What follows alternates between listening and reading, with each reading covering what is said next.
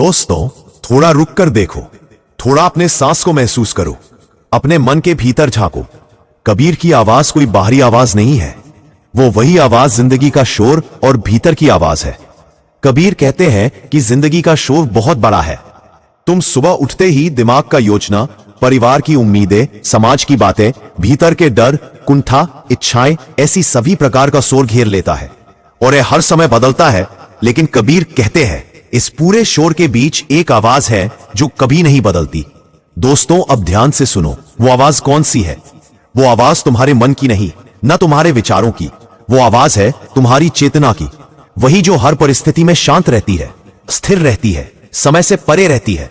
लेकिन समस्या यह है कि हर कोई उस आवाज को ढूंढता है, पर कुछ लोग ही उस आवाज को सुन पाते हैं। क्यों? क्योंकि दुनिया ने तुम्हारे कान भरे हुए हैं, लेकिन तुम्हारी आत्मा भूखा है।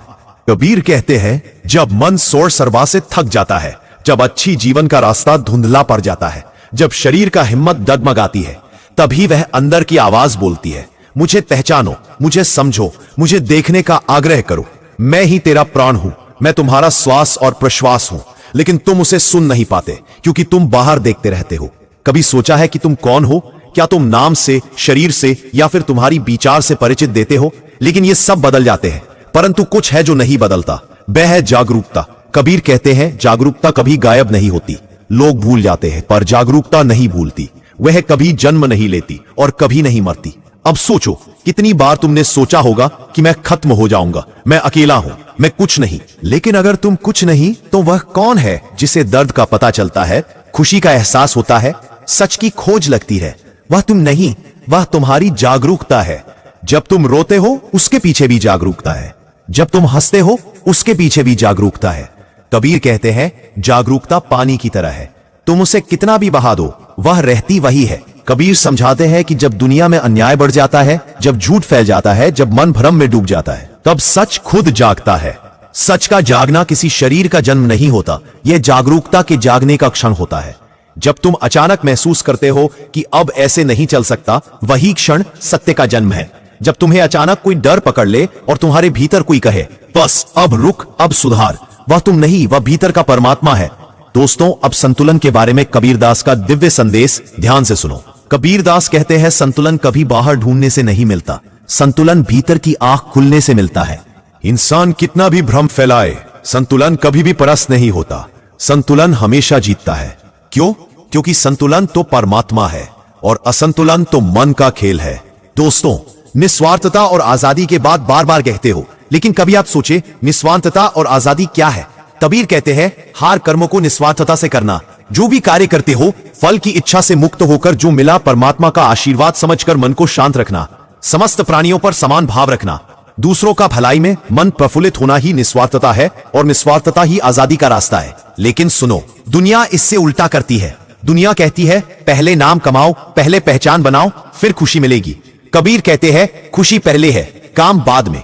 जैसे तुम शांत वकर करते हो वैसा ही परिणाम होता है। निस्वार्थ काम यह है जिसमें तुम करने वाले नहीं बचते, जहां बस काम बचता है। यही असली आजादी है, बाकी सब गुलामी है। दोस्तों, बंधन और मन की चाल के बारे में कबीर समझाते हैं आदमी के हाथ नहीं बांधते, मन बांधता है। अगर तुम्हारा मन नतीजों से चिपका है तो तुम फंसे हो, अगर तुम्हारा मन नतीजों से मुक्त है तो तुम आजाद हो। कोई व्यक्ति पूरा दिन काम करता है फिर भी शांत रहता है, और कोई व्यक्ति कुछ भी न करे फिर भी बेचैन रहता है। मतलब काम हाथों का नहीं, काम मन का है। जब मन पवित्र हो तो काम पूजा है, जब मन अशुद्ध हो तो वही काम बंधन है। कबीर कहते हैं कमल की तरह बनो, वह कीचड़ में है पर कीचड़ उस पर नहीं। तुम दुनिया में रहो पर दुनिया तुम पर ना रहे। यह सबसे ऊंचा अनुशासन है। जब भीतर की लौ उठती है, चलना भी साधना बन जाता है, सांस लेना भी साधना, बोलना भी साधना, और चुप्पी गहरा ध्यान। उसके बाद जिंदगी भेंट बन जाती है, हार नहीं। अहंकार टूटता है, सच्चाई खिलती है। जब स्वार्थ खत्म होता है, दया जन्म लेती है। जब अहंकार टूटता है, सच्चाई खिलती है। इंसान कितनी भी साधना करे, अगर अहंकार जीवित है तो सब व्यर्थ है।